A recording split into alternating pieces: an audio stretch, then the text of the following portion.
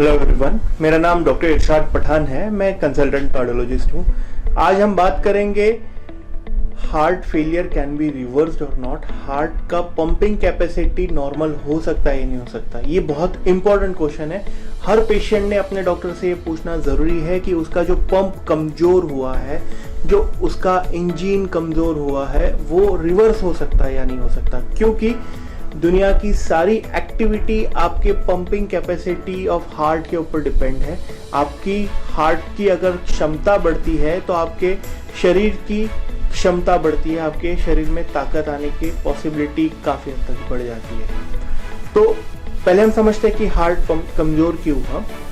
इसके जो reversible factor है, जो कॉमनली हम देखते हैं कि हार्ट का पंप रिवर्स हो जाता है, ये देखा गया है कि प्रेगनेंसी में जो हार्ट कमज़ोर होता है, जिसको हम पेरीपार्टम कार्डियोमायोपैथी बोलते हैं, जिसमें कि बच्चा जब माँ के पेट में समाता है, वहाँ से कुछ फैक्टर निकलते हैं जो माँ के हार्ट को कमज़ोर करते हैं। लेकिन जैसे ही डिलीवरी होता है तो विद इन 6 मंथ्स ये हार्ट का पंपिंग कैपेसिटी नॉर्मल आ जाता है। तो पेरीपार्टम कार्डियोमायोपैथी इज 60 to 90% रिवर्सिबल है। तो ये रिवर्सिबल हो गया। दूसरा, स्ट्रेस कार्डियोमायोपैथी की कुछ जगह पे हमने देखा है कि अचानक हार्ट का पंपिंग कमजोर होकर लंग्स में पानी भर के पेशेंट जब आईसीयू में एडमिट होता है तो उनकी हार्ट की नसें नॉर्मल होती है, एंजियोग्राफी नॉर्मल होती है, तब उनको ताकुत्सुबो कार्डियोमायोपैथी या फिर स्ट्रेस कार्डियोमायोपैथी बोलते हैं। ये स्ट्रेस कार्डियोमायोपैथी भी ऑलमोस्ट 95% रिवर्सिबल होता है। जब स्ट्रेस चला जाता है, थोड़ा सा मेडिसिन का सपोर्ट मिलता है, स्ट्रेस कार्डियोमायोपैथी भी रिवर्सिबल है।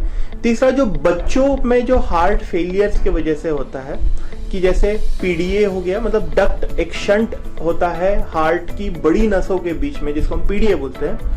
पीडीए क्लोज होने के बाद आपका हार्ट का पंपिंग इंप्रूव होता है। बच्चों में जब कोऑक्टेशन ऑफ एओर्टा, मतलब कि लेफ्ट वेंट्रिकल के बाहर जो ब्लड निकलता है, वो जो नस है, बड़ी नस जिसको हम एओर्टा बोलते हैं, अगर उसमें ब्लॉक रहा तो वो ब्लॉक क्लियर होने के बाद हार्ट का पंपिंग इंप्रूव हो जाता है। तो coarctation, PDA, these are disease to be treated where heart pumping capacity is reversed and very easily.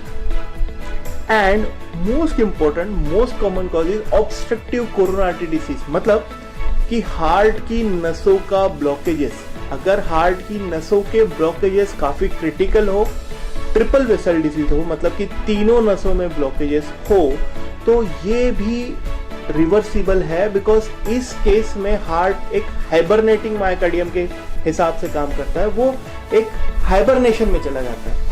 Heart उतना ग्लूकोज एक्सेप्ट ही नहीं करता और अपने सेल्स को बोलता है भैया बहुत कम काम करो, हमें खून नहीं मिल रहा है, क्योंकि नसों का ब्लॉकेजेस इतना क्रिटिकल हो गया है कि हमको खून नहीं मिल रहा है। तो हार्ट अपना मैकेनिज्म लगा के हार्ट की पंपिंग कैपेसिटी काफी कम कर देता है। And this is very much reversible. हमने देखा है कि हम जब ये तीनों नसों का आइदर एंजियोप्लास्टी या बाईपास, उसको हम रिवास्कुलराइजेशन बोलते हैं, कि ये नसों का ब्लॉकेज क्लियर कर दे और हार्ट का जो हाईवे का सप्लाई है उसको क्लियर करके हार्ट को अच्छे से ब्लड मिले, तो ये पूरी तरह से रिवर्सिबल होता है। And hibernating myocardium is much more commonly reversible, तब जाके आपका हार्ट का पंपिंग कैपेसिटी इंप्रूव होता है।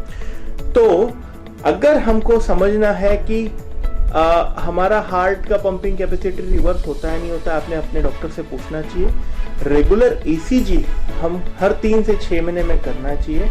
रेगुलर इको करना होता है, जैसे पेरीपार्टम कार्डियोमायोपैथी, स्ट्रेस कार्डियोमायोपैथी और कोरोनरी आर्टरी डिसीज ब्लॉकेज। इसमें इको ही एक बेस्ट पैरामीटर है जो आपको बता पाएगा, एक कार्डियोलॉजिस्ट का इको आपको बेस्ट बता पाएगा कि आपका पंपिंग कैपेसिटी इंप्रूव होता है या नहीं होता है। अगर कोई डॉक्टर आपको सलाह दे कि एंजियोग्राफी करा लो, तो वो हमारे लिए ज़्यादा बेटर होता है कि हम समझ पाए कि ये जो पंपिंग कमज़ोर हुआ है ये रिवर्स है या नहीं है। लास्टली एक ईसीजी की वजह से होता है एलबीबीबी, मतलब इलेक्ट्रोमैकेनिकल डिसोसिएशन, कि अगर आपका हार्ट का ईसीजी में ब्लॉक है, ईसीजी में एलबीबीबी पैटर्न है, उसमें पंपिंग कमजोर होता है, तो उसमें एक सीआरटीपी नाम का पेसमेकर डिवाइस होता है कि जो यहाँ डिवाइस लगता है और आपके हार्ट में एक तार जाती है जो आपके हार्ट को पंपिंग इंप्रूव कर सके, रीसिंक्रोनाइजेशन कर सके। तो CRTP is a good modality to reverse your pumping dysfunction. तो हमने देखा कि इको, ईसीजी, एंजियोग्राफी एंड कुछ चीजों में अगर हमको CRTP लगे तो ये, तो इसको रेगुलर आपके डॉक्टर से मिलके आपको करना चाहिए। Thank you.